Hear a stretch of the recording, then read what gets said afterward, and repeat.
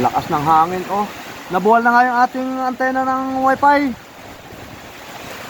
Nabuwal na yung antena ng wifi natin. Kuha na, bali na andun oh. Ayun oh, bali. Mga saging ko nito sa may school sa bundok, yung mga rambutan, mga prutas yung buwal na naman yan.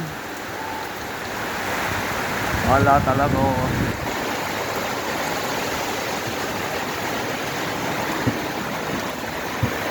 Bibiro na pipito.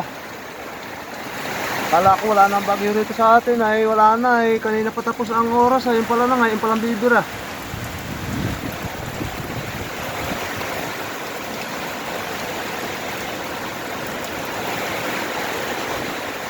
Lakas oh.